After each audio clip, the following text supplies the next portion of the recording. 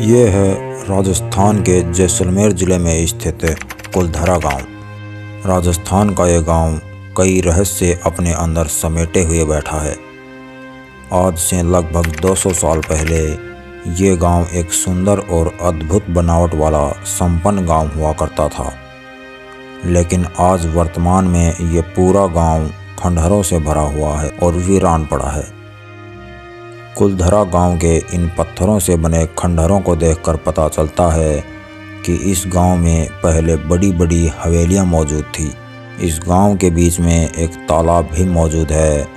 इनसे हम ये अंदाज़ा लगा सकते हैं कि पहले कुलधरा गांव पूरी सुख सुविधाओं से लैस और एक संपन्न गांव था। फिर सवाल उठता है कि इतना सुंदर और संपन्न गांव आखिर वीरान कैसे हुआ और इन खंडहरों में कैसे बदल गया। चलिए जानते हैं। दोस्तों, कुलधरा गांव में पालीवाल ब्राह्मण रहा करते थे और कुलधरा गांव के आसपास के गांव में लोगों से पूछने पर उन्होंने बताया कि उन्हीं पालीवाल ब्राह्मणों ने इस गांव को वीरान होने का श्राप दिया था। दोस्तों, इतिहास की बात करें तो पता चलता है कि कुलधरा के मुखिया ब्राह्मण की पुत्री बहुत ही खूबसूरत हुआ करती थी और उसकी खूबसूरती पर वहाँ की रियासत के दीवान सालेम सिंह अपना दिल दे बैठा था। दीवान सालेम सिंह ब्राह्मण की पुत्री का इतना बड़ा दीवाना हो गया था कि वह उससे विवाह करने को तैयार हो गया था। जब सालेम सिंह ने ब्राह्मण के सामने उसकी पुत्री से विवाह करने का प्रस्ताव रखा तो गांव के सभी ब्राह्मणों ने इनकार कर दिया। ब्राह्मण अपनी पुत्री का विवाह किसी भी दूसरी बिरादरी में नहीं करना चाहते थे।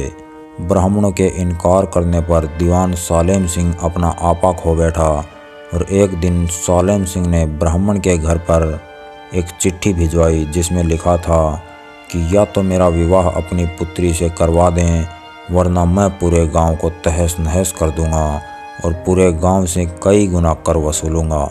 दीवान सालेम सिंह की ऐसी दादागिरी देखकर पूरे गांव के ब्राह्मणों ने पंचायत बुलाई और पंचायत में यह फैसला लिया गया कि हम अपनी पुत्री का विवाह दीवान सालेम सिंह के साथ नहीं करेंगे, बदले में हमें ये गांव ही क्यों ना छोड़ना पड़े।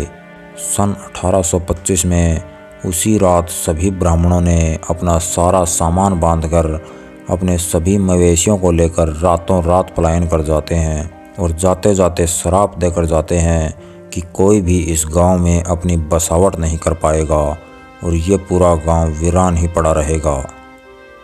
दोस्तों, 200 सालों के बाद आज भी ये गांव पूरी तरह से वीरान पड़ा है। अगर आप इस गांव में घूमना चाहते हैं तो दिन में ही जाएं, क्योंकि रात के अंधेरे में यहाँ प्रवेश की अनुमति नहीं है।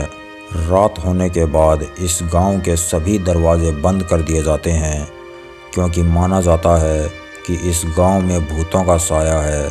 ग्रामीण बताते हैं कि पलायन के समय जो अत्यधिक बुजुर्ग आदमी और स्त्रियां पलायन नहीं कर पाए, उनकी आत्मा आज भी इस गांव में मौजूद है।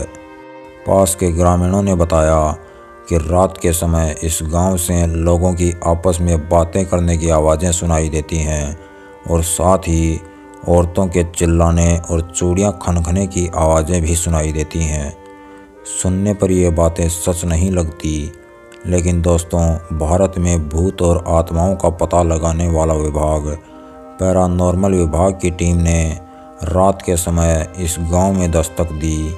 पूरे गांव में पैरानॉर्मल स्पेशलिस्ट मौजूद थे और पूरे गांव में उन्होंने अपने यंत्र लगा रखे थे। दोस्तों, आपको यकीन नहीं होगा, उन पैरानॉर्मल स्पेशलिस्ट ने बताया कि इस गांव में कुछ ना कुछ असामान्य ज़रूर है।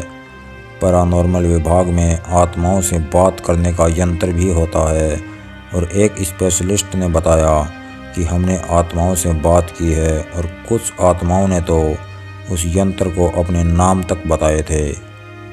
दोस्तों, ये सभी बातें कितनी सच हैं ये तो नहीं पता, लेकिन ये गांव 200 सालों से वीरान पड़ा है।